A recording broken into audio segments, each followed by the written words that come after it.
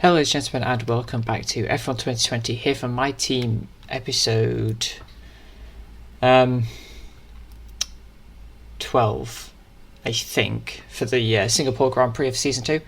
And starting off the episode where I left off, I was a race early. Kimi Räikkönen's retiring at the end of the season. So, as I said last episode, we've got to figure out who we want on board for next season. I've got a couple of drivers in mind, but we're going to have to wait until the end of this season to figure out who they're going to be and who we're actually going to get on board as our teammate. We're going to be looking for some decent drivers. Hopefully we can get them good experience as well as good racecraft, because so far Jack hasn't really been a good teammate in season 1. He didn't really do much as we were on to qualifying here. We're just go through Q1 at the moment. We got through pretty easily on a don't even know what time we did, but we got through into second. Qualifying 2 now, we're going out on a set of mediums to see what we can do. We're going out with enough time left to go back onto the softs if we need to, but hopefully we won't.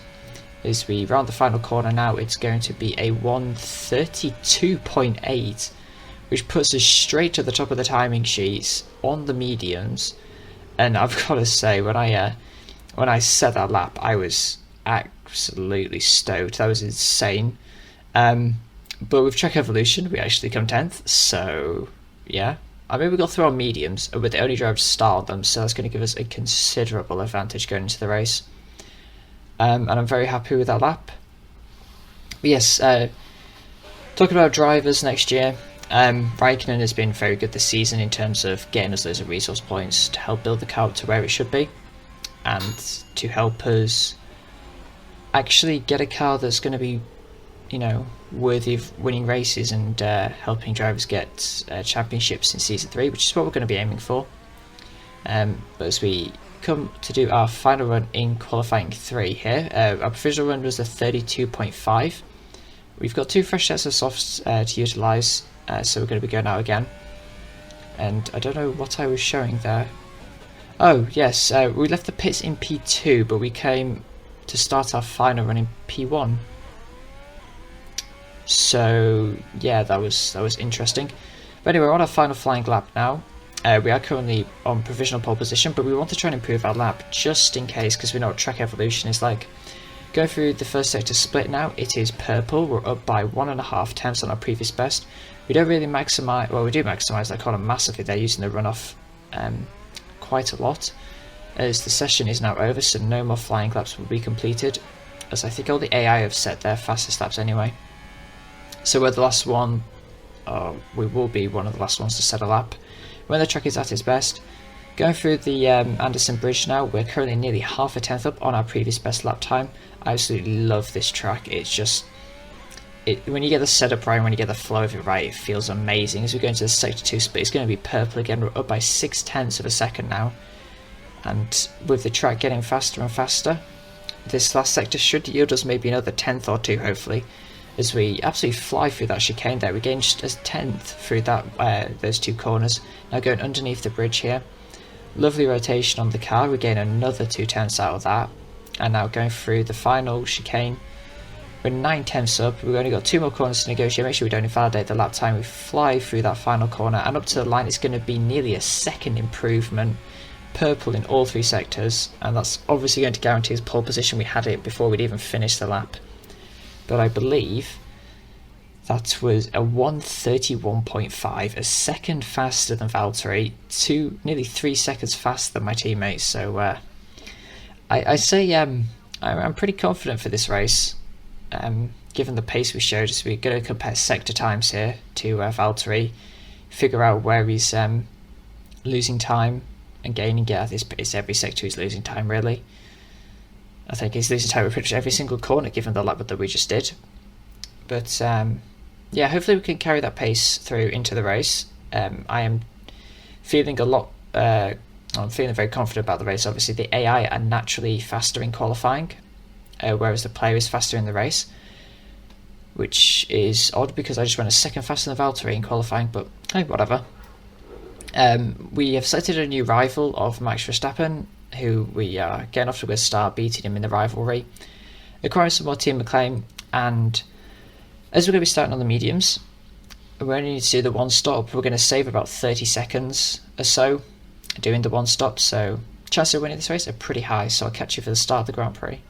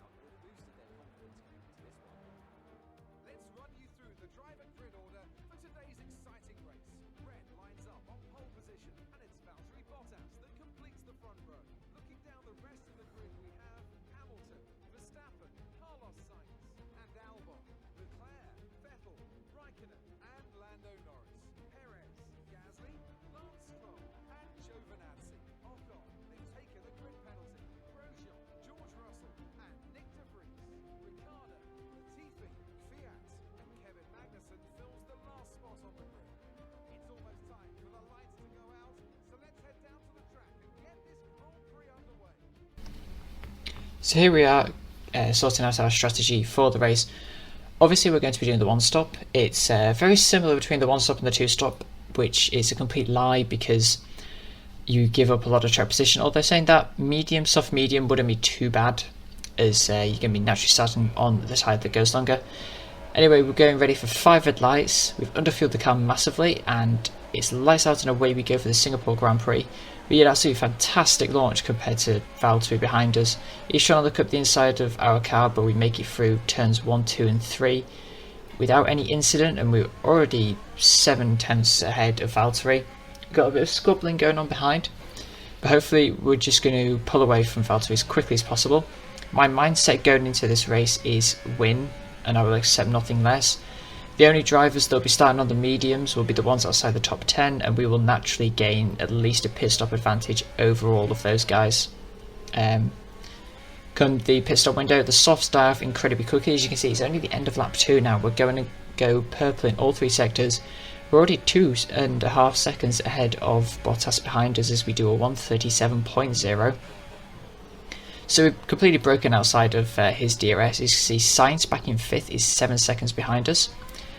And that's literally all that happened. As I said, the next person on mediums would be Gasly, as it seems. And he's 30 seconds behind. The amount of time losses, we've actually got a bit of damage to our front wing, but I don't believe we're going to repair that. We'll see when we get into the pit box. Yeah, you will always come out ahead of the soft runners. That there is no way that they can undercut you. The pit lane's too long. You just don't gain that amount of time. It's 25 seconds for a pit stop. And anyone who starts outside the top 10 on mediums just isn't close enough to, even if they go a lap longer, you'll always come out ahead of them, or if you come out behind them, you'll be in clear air. So it's a very broken strategy in a way compared to the AI. The AI very rarely like to start on the mediums. They always like to start on the softs. So why I was confident about Singapore is we're just flicking back through the cameras because nothing really happens. We've got a retiree. It looks like it's one of the Renaults, if I remember correctly. As there we go, it is one of the Renaults. As I believe that Charles Leclerc nearly plows into the side of Ocon. I don't know, I can't see the helmet. I think it was Ocon. It probably said, and I just wasn't paying attention. So yeah, one of the Renaults is out. As you can see there, the Ferrari driver got very close to clipping the wing of the Renault there, but that happened. And as you can see, as we completely clobber the wall going to the pit lane, lap 29, the next interesting thing that happens, we're actually going to go into the pits. I was going to change the front wing anyway, to allow us to go for fastest lap. We already have it, and there's no chance of any of the AI getting it. As you can see, this is the power of the one stop. Gasly, Perez, Norris all have done the one stop. Hamilton is the next highest car to do the two stop, and he's 5th, and he's still 3 seconds behind with only 2 laps left to go once he crosses the line. It's absolutely insane how powerful the undercut, how powerful the one stop is around this track.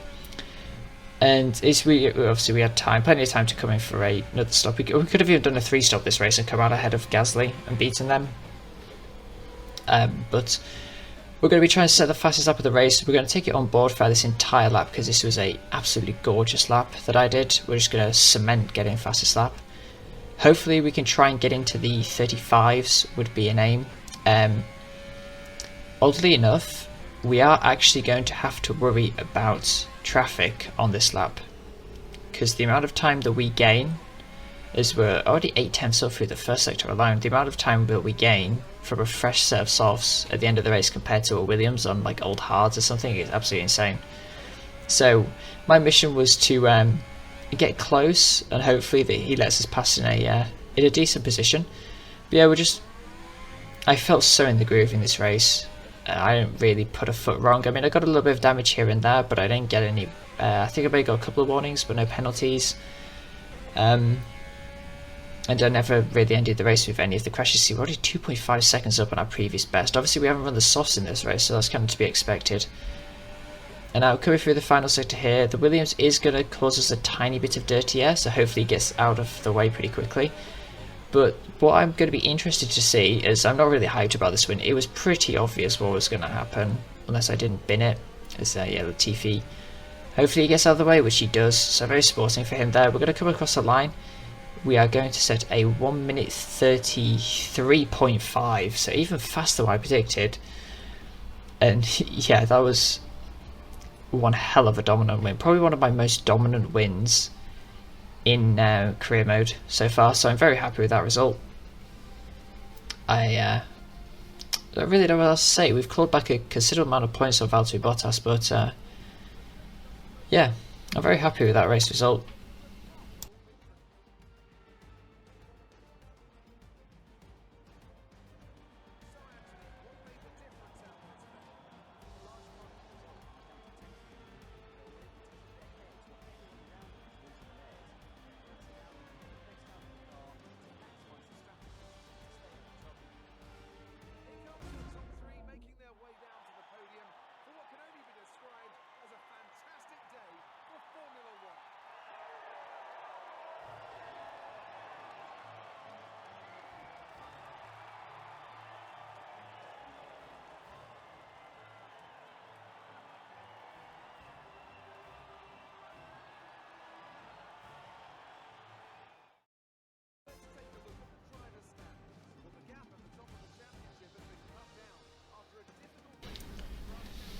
So, as you can see, it's just very, very dominant result. Our fastest lap compared to Valtteri's was 4.2 seconds faster. And as you can see, the absolute dominance of the one stop there. The top 3 people in the top 10, or outside the top 10, starting 10th, 11th, and 12th, came 2nd, 3rd, and 4th. Obviously, with some position changes in between. We've gained 18 points on Valtteri in the championship, I believe, as he finished 6th in that race.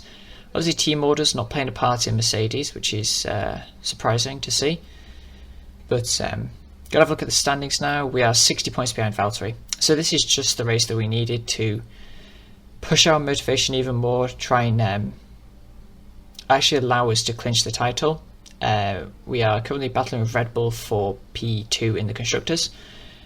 But I'm not really overly worried about them, as they had a pretty shocking result this race. Raikkonen doing the 2-stop, which was annoying. He could have got some good points with a 1-stop potentially. What we're doing here is, I was just curious to see how much faster we were on that last lap compared to Latifi. Now, obviously, it's not a fair comparison because he's in a Williams on old hards. We're on a what is it? We're in our car on fresh softs, basically. The comparison is not really fair, but we're going to have a look anyway, as we did a 33.5 on the last lap. Latifi did a 41.8, so we're about 7-8 seconds faster on him on the last lap, so that's it's rather amusing to see. Going ahead in the rivalry with Verstappen, obviously not really a big challenger there. We've nearly boosted our team acclaim level to 18, so hopefully we can do that. Probably next episode we'll be able to do that. Not that I know what that does, apart from allow us to get more sponsors. We just get the number of laps done for the sponsor bonus, 101 laps out of 100. So we've got a nice big flow of money coming in, 14.4 million. Probably going to be around 20 million once we finish the season, so it should be enough to get on board a decent driver. And now we're just going to be doing the usual housekeeping stuff. We've put on all our activities, some chassis department focusing. We have a weight redistribution upgrade coming, I believe. Might be weight reduction, I'm not quite sure. But a chassis upgrade is coming, so that's going to severely improve our performance of the car. And now we have an invitational event, which as usual will be done at the end of the episode. We have a season break of 3 days for some reason. Yeah, I mean, fair enough. I guess because this is round 12, the game just naturally assumes that there's a season. I don't know. I really don't know. Anyway, we can put on a load of activities here. We've already got 2 more left to do anyway. So, I really wish that the seasons would be, the activities would increase on the season break, so on and so forth. Another thing I'd like to see is the ability to change a calendar for the races. So say I would want to start the season at Monza or something and then go to like Mexico. I don't know, something like that would be nice to see. But anyway, I'm going to end the episode here quickly. You can enjoy the sounds of the 96 Williams or the 94 Williams. Anyway, please like, share, subscribe. I will catch you all for some more F1 content very soon.